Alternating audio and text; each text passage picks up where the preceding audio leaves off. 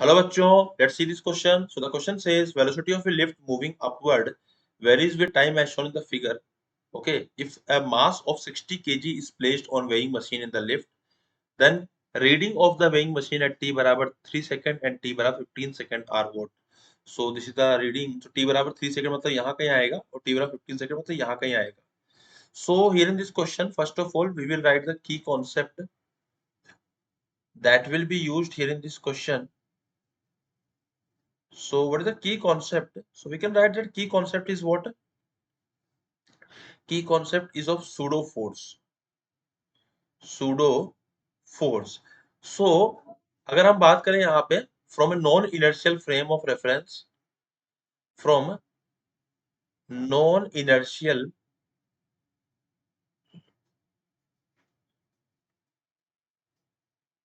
frame of reference, from non-inertial frame of reference, जो हमारा pseudo force हमको यहाँ पे दिखाई देगा, pseudo force, it will be equals to mass into acceleration of the frame. Okay. तो सूडो फोर्स किसका होता है? जिस पार्टिकल पे फोर्स लग रहा है उसका मास multiply by acceleration of the frame. तो चलिए इस क्वेश्चन को देखते हैं यहाँ पे फटाफट से. So what is happening here, यहाँ एक लिफ्ट है जो कि अपवर्ड डायरेक्शन में जा रही है. एंड अगर हम t बराबर 3 सेकंड में बात करते हैं, मतलब यहाँ कहीं बीच में आएगा. t बराबर 3 सेकंड में इसका एक्सेलरेशन कितना, स्पीड बढ़ रही है, तो एक्सेलरेशन कितना आ रहा है? यहाँ पे एक्सेलरेशन को a1 बोल देता हूँ. तो एक्सेलरेशन आ रहा है 10/5. इट इज 2 मीटर पर सेकेंड स्क्वायर. ओके. सो यहाँ पे वेलोसिटी भी अपवर्ड डायरेक्शन में थी एंड एक्सेलरेशन भी अपवर्ड ही था, विच इज 2 मीटर पर second square.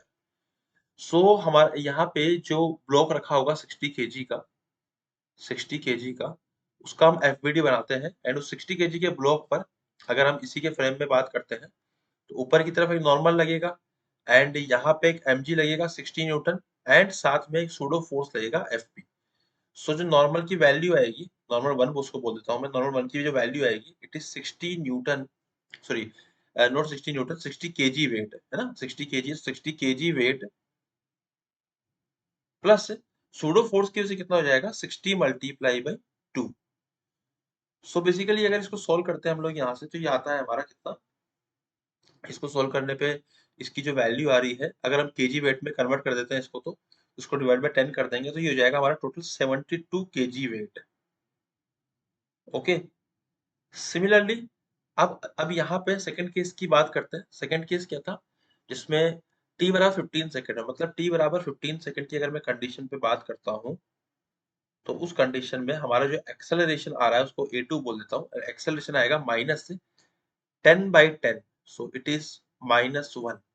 So if acceleration is -1, so we can say कि यहाँ पे एक्सेलरेशन अब की बार इधर होगा एंड जो ब्लॉक होगा उस पे नॉर्मल फोर्स ऊपर लगेगा n2 एंड साथ में यहाँ पे जो सूडो फोर्स लगेगा वो भी ऊपर की तरफ लगेगा, pseudo force.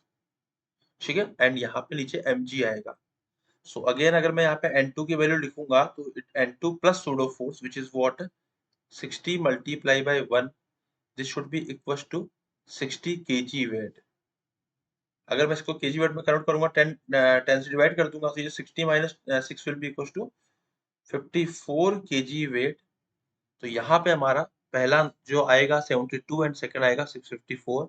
It is matching with option number 2. I hope you understood it well. Best of luck.